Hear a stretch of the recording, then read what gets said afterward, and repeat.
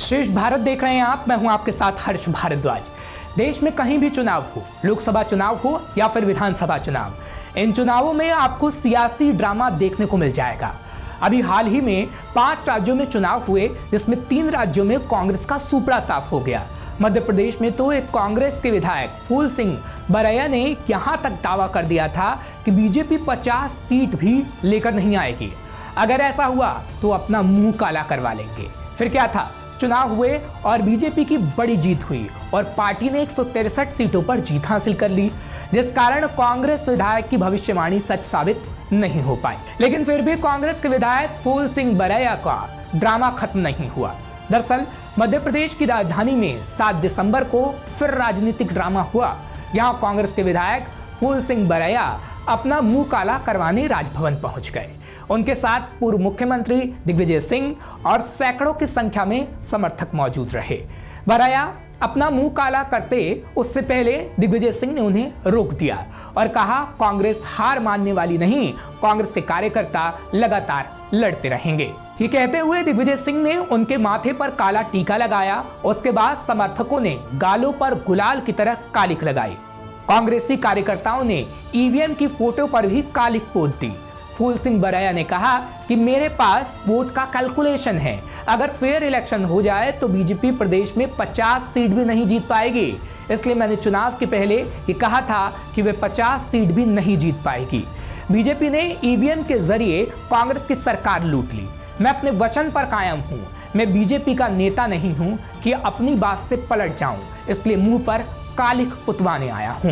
ये मेरा सिर्फ स्टेटमेंट था और मेरे पास ही उसका कैलकुलेशन है। तो मेरे पास उसका कैलकुलेशन है कि अगर फेयर इलेक्शन हो जाए इंडिया में, तो मैं मध्य प्रदेश के बारे में चर्चा कर रहा हूँ कि मध्य प्रदेश में भारतीय जनता पार्टी के पास नेचुरल वोट इतना नहीं है कि वो 50 विधायक जीत पाए। इसलिए मैंने ये कैलकुलेशन मेरे पास है, इसलिए घोषणा की और मैं इसको पूरी करने के लिए ये कहूँगा कि मैं कोई फूल सिंह बरैया भाजपा का नेता नहीं हूं।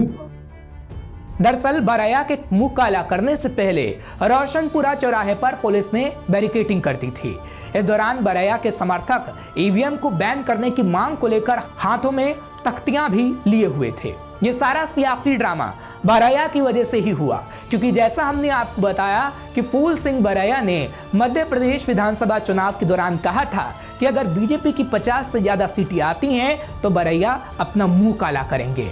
और हार के बाद भी उनका सियासी ड्रामा जारी रहा और उन्होंने ईवीएम पर ही सवाल उठा डाले और कहा कि मैं बीजेपी का नेता नहीं जो कहकर पलट जाऊं। ये पहले भी कहा गया। बरैया ने यह भी कहा कि लोकतंत्र बचाने के लिए लहू से मुंह लाल भी करा सकता हूं। लेकिन फूल सिंह बरैया संविधान बचाने के लिए, लोकतंत्र बचाने के लिए, देश बचाने के लिए काला मुंह तो छोटी चीज है, लहू बहा करके अगर लाल मुंह भी करना पड़ेगा तो करूंगा। खैर, इन चुनावों में कांग्रेस तो नहीं जीत पाई, लेकिन कांग्रेस के लिए भविष्यवाणी करने वाले फूल सिंह बरैया जीत गए। दरअसल मध्य प्रदेश विधानसभा चुनाव में फूल सिंह बरैया भांडेर सीट से कांग्रेस के टिकट पर चुनाव लड़े थे। बरैया 29,438 वोट के बड़े अंतर से चुनाव जीत गए। इस सीट पर उनके सामने बीजेपी के घनश्याम पिरोनिया चुनाव लड़ रहे थे। इस सीट से रक्षा सिरोनिया 2018 के चुनाव और 2020 के उपचुनाव में बीजेपी के टिकट पर विधायक चुनी गई थी। इस बार उनका टिकट काटकर घनश्याम पिरोनिया को दे दिया गया था, लेकिन वो हार गए और फूल सिंह बरैया जीत गए। तो कहा जाता है ना, बड़बोलापन कई बार भारी पड़ जाता है।